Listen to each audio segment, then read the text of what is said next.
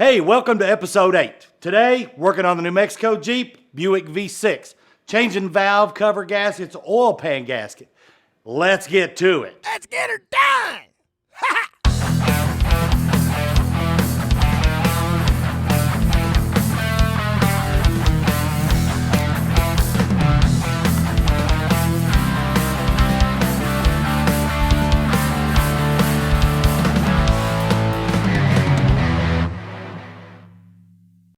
So JT, man, we've been working hard on cleaning this bad boy up, scrubbing and rub-a-dub-dub. I hear you got a few more things you're telling the people you're gonna do. So come on, man, walk us stupid people through it. All right, first thing we're gonna do, hey, by the way, welcome back. Thanks for being here with us. We're gonna be pulling the valve covers off, changing gaskets, oil pan, changing gasket. Why don't you guys get in here a little closer and I'll show you what I'm gonna do. Sounds great, man. All right, we're going to talk about labeling wires, organization, because when I take something apart, totally apart, I have to make sure I can put it back together. Well, for the wires, I have these little flags, they're stickers, and I wrap them around the wire, and I write 1, 2, 3, 4, because the wires that run on the driver's fender go to a block, and then from the block, they go to the headlights and turn signals. So I'm not going to remember. So I label everything. Also, bolts. Bolts go in coffee cans. You put a piece of tape on the side of the coffee can, fender bolts. Or I'll put all the bolts with the carburetor, wherever I put it. Or the bell housing bolts. I put them all inside the bell housing. The bolts for the clutch, they stay with the clutch. Everything stays with it, so when I go put it back on, I'll remember what they are. You got to be organized, or it'll never go back together.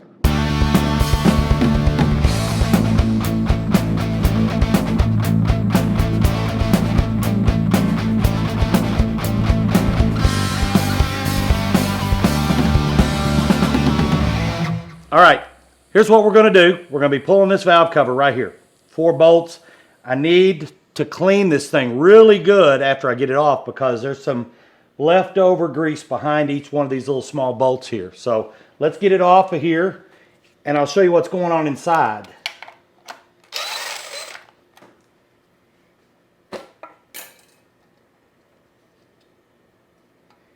All right, here's the old gasket that we're gonna be removing.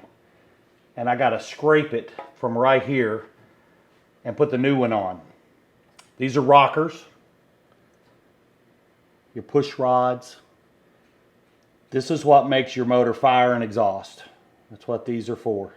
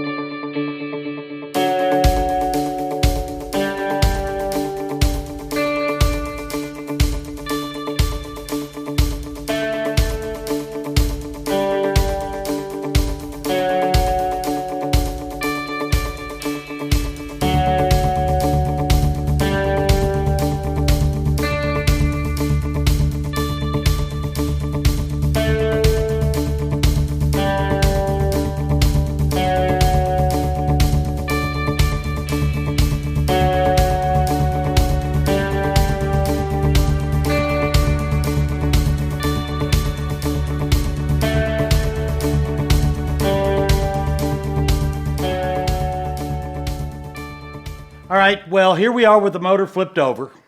Time for valve covers.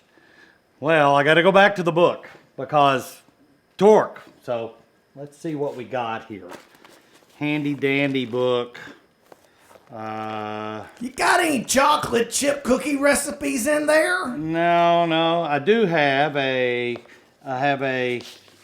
diagram of the space shuttle. Would you like to read it, look at it while I'm... I designed the space shuttle. I don't need to look at that. That's beneath me. I don't know why it's in here, but it is in here. You know, I got a chocolate chip cookie from Panera Bread right out of the oven. How was it? I have to tell you, I don't like Panera Bread sandwiches. I like the bread, but that cookie, man, that was so good to make you want to smack your mama. And you had to take a bath after you got chocolate all over you. Let's see here. Torque specifications. Valve cover. Where is valve cover? How come they don't call them quilts instead of a cover? Timing chain cover. Rocker arm cover. Rock and roll, baby. Guess how much? 3 to 5 pounds. That ain't much. That ain't much at all. That's right. I can do that with my teeth. Yep. All right. Well, new valve cover gaskets. So let's get out this Redneck multi-tool right here. It is a gasket trimmer and a gasket opener. It does everything. That is part of your Redneck. Kind of like being an Army, or not Army, Eagle Scout. You got to have that with you. Okay, let's see here. Here's one right here. And we're going to put it in like this. See, these little notches here are to hold your gasket in. That's what them things are for. You got to push it down in there like that. And like that. Isn't this just amazing stuff? What do you think, Pappy? I think it's a G-Money kind of situation that we got no money. Answer this riddle for me now. You was telling me a story last night about an interesting little episode you had with a fella who taught you how, or at least got you started on the fundamental aspect of doing your own welding. Can you tell that story to Casey? I can, but there's some of it that I don't 100% remember, but I'll tell you everything I can remember. I was working on that M38, and the hood had a hole in it, about that big around. So I met a guy that owned a metal shop, and I said, "Can you give me a hand? You know, I'll pay you." He said, "Yeah, bring the hood over." So I went over, and he says, "Here's a welder. Do this, do this, do this." And he walked off. What he's wanting me to talk about is the guy himself. I kept going back, and he kept helping me with sheet metal. You know, a few months go by, and man, he's helped me a lot. Well, then all of a sudden one day I come in, he says, come on in my office, I want to talk to you. I said, okay. So he sets me down, and he stands between me and the door. Now, the door's got a window in it, so I could look out in the shop, you know, while I'm sitting there talking to him. And he says, I got to tell you, I just come back from the beach. I was like, yeah, okay, you've been to the beach, yeah? He said, I walked up on a hill, and they were all there, and they're all wearing robes. And I walked up and looked at them, and they all shook their head and walked off. And I went, what in the world is he talking about? And then he tells me, you are our homing beacon. It's you. And I'm like, oh, I'm looking around him, looking at that window, thinking, how in the world am I going to get out of here? Yeah, I was like, what in the world? So finally, after a few tense, quiet moments, I got to go. I got stuff to do. I got to get to work on this Jeep. And he said, okay.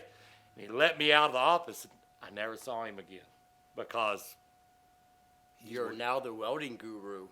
No, he's just now weird. He's figured out why this guy was letting him come in and use his welding equipment and all this stuff, even teach him how to do some of this stuff when he was bringing it there to pay the guy. But of course he's going to let him do it and welcome him because he's the what? I'm the homing beacon. He's the homing beacon. Yeah, and I couldn't understand why is everybody on the beach with robes on, and why didn't he? $1 short for Jim Jones, baby. Why didn't he? That's what I was thinking. Why didn't he have to say anything? Why did he just nod at them and they all went, yeah? And, if you'd have just drank the Kool-Aid. Yeah. Oh gosh, get in there. Okay, there we go. We have the gasket installed. So it needs to go like right there. Like that right there. What do you think? Isn't that beautiful? I got to get up. I got to get the bolts. They're right over here. I think it looks like it sits in there nice and comfy. It is. It's beautiful. It's happy.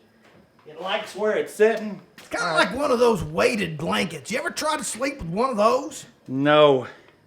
Man, it feels like you got 5,000 pounds of stuff on you, but once you get used to it, it actually feels kind of comfy. This is beautiful. Why's that thing got a hole in the top of it? That one is for putting the oil. No, this is the air. Yeah, this is the air breather where it goes to the air cleaner. The other side has one that you add oil. So those pistons and rings and rods, that's kind of like lungs. Or not. Well, the carburetor the intake is kind of like a lung. It brings in air. And then it distributes the carburetor, atomizes the gasoline. You with me about the atomization? Getting into highfalutin words Okay. again. You're beyond Yeah. my Well, abilities. the carburetor atomizes the gas and then mixes with air, and it goes into the intake valve opens, and it allows the gas in the air to go in the you know what I'm talking about, the combustion chamber. I think you just trying to sound like you're smart and stuff, and you just making stuff up. The combustion chamber. You know I know what I'm talking about. I got a combustion chamber in my butt. Hey, explodes. who am I? You're the Redneck Willys Jeep guy. That's right. That's right. You know, Okay. I bet you're using a 1/2-inch socket.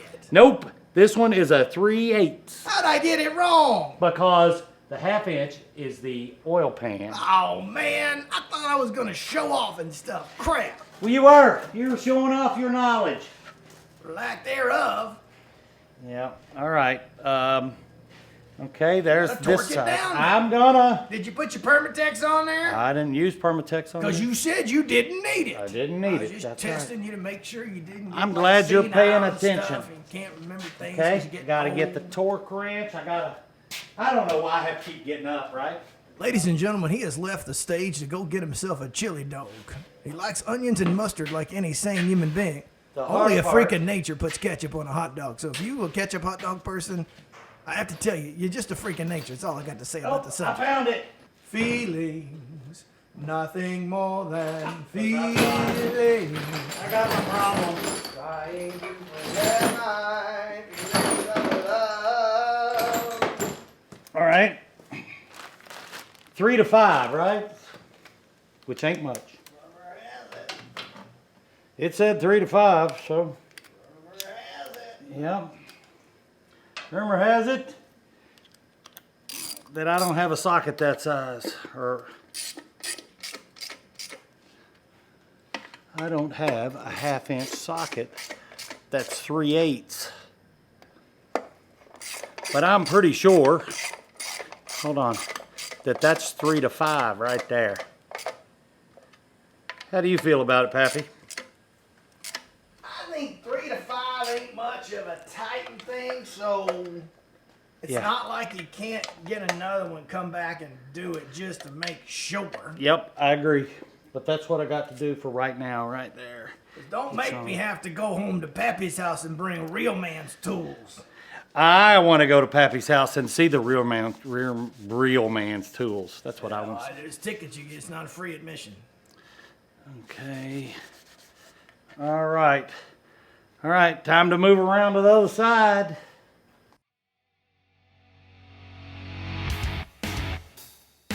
Neil comes over, friend of mine, 82 years old, and we're trying to get everything taken off the motor so we can pull it out. Well, this Jeep, the New Mexico Jeep, has a clutch cable. Most of them have linkage, but this one has a cable, so I'm trying to get it loose, which is it's getting me. We finally get the cable off. Had to adjust it, which was a lot of work, little tedious work under the Jeep, but got it done. So, all this prep is just to get the motor out, because of course the owner wants it clean. So, after we get the clutch cable off, we had to pull the fuel line off, we had to pull all the wires off, everything to be able to get the motor out. Had to pull the carburetor off, put the carburetor, that plate that lifts the motor out, and pull all the bolts out, get it out there, which took a while. And of course it was a nasty mess. Everything you touch is greasy. Well, when you pull the floor panels out, there's lots of 1/4-20 bolts. I mean like 30 or 40 of them. Some of them are rusted in and they don't want to come out. And sometimes you break them. So that means the capture nut that's on the back of the floorboard is there with a broken bolt in it. So I ordered some of those, they're called cage nuts. But we pulled all them bolts out, and you gotta take the, let's see here, you gotta take the small one out first, and then there's a big one around it, around the shifter. And then you pull out the one that's up above, up behind the dash. And I probably have 6 or 8 broken ones or missing cage nuts. But I ordered some. We're gonna put them back in. All the floor panels are gonna go in beautiful when we get it all back together. To get the motor out, we pull motor and bell housing out together. There's 4 bolts that bolt the bell housing to the transmission. Without pulling the floor panels off, you're not gonna be able to get to those top 2 bolts. You can get to the bottom 2, it's a pain in the butt, but it's a whole lot easier to pull the motor, to pull the floor panel. You can see everything from the inside.